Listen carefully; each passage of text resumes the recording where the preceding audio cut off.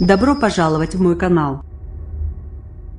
Nucléaire iranien levé des sanctions, mais c'est la dernière chance. Donald Trump a confirmé ce vendredi soir la levée des sanctions sur le nucléaire iranien, mais pour la dernière fois.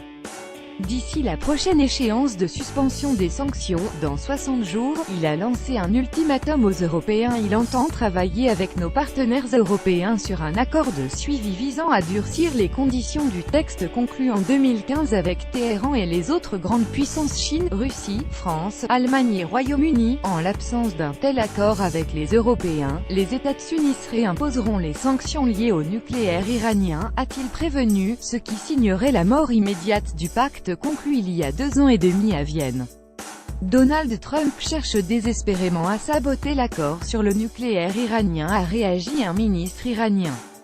Par ailleurs, le Trésor américain a imposé ce vendredi de nouvelles sanctions ciblées contre 14 personnes ou entités iraniennes, notamment pour des violations des droits de l'homme, visant en premier lieu le chef de l'autorité judiciaire Sadegh Mollillariani. Autre polémique, un peu plus tôt dans la journée, le président américain Donald Trump avait laissé entendre qu'il n'avait pas utilisé l'expression « pays de merde » lors d'une réunion avec des élus, la veille, sur l'immigration. Le langage que j'ai utilisé lors de la réunion était dur, mais ce ne sont pas les mots utilisés, a-t-il tweeté. The language used by me at the DECA meeting was tough, but this was not the language used. What was really tough was the outlandish proposal made a big setback for DACA, Donald J. Trump @Real Donald Trump 12 janvier 2018. S'appuyant sur des personnes présentes lors de la réunion à la Maison-Blanche, plusieurs médias américains ont cité le président dénonçant l'immigration en provenance de « pays de merde » tels que Haïti ou des pays africains. Sollicité jeudi soir sur ses propos, la Maison-Blanche n'avait pas contesté ou démenti, soulignant simplement, dans un bref communiqué, que M.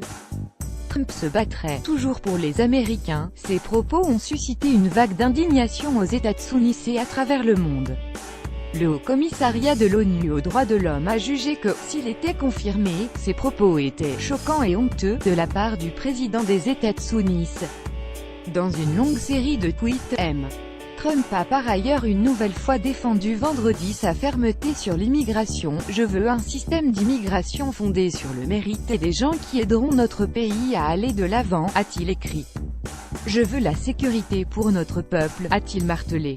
L'Union africaine condamne des remarques blessantes et dérangeantes. L'Union africaine (UE) a condamné ce vendredi les remarques blessantes et dérangeantes du président américain Donald Trump. Ce n'est selon moi pas seulement blessant pour les gens d'origine africaine aux États-Unis, mais aussi pour les citoyens africains, a déclaré Eba Kalondo, porte-parole du président de la commission de l'UE Moussa Faki. C'est d'autant plus blessant compte tenu de la réalité historique du nombre d'Africains qui sont arrivés aux États-Unis comme esclaves. De son côté, le Botswana a annoncé avoir convoqué l'ambassadeur des États-Unis pour lui faire part de son mécontentement. Nous considérons que les propos de l'actuel président américain sont hautement irresponsables, répréhensibles et racistes, a estimé le ministère des Affaires étrangères. Publié le 12/12/2018 à 2139.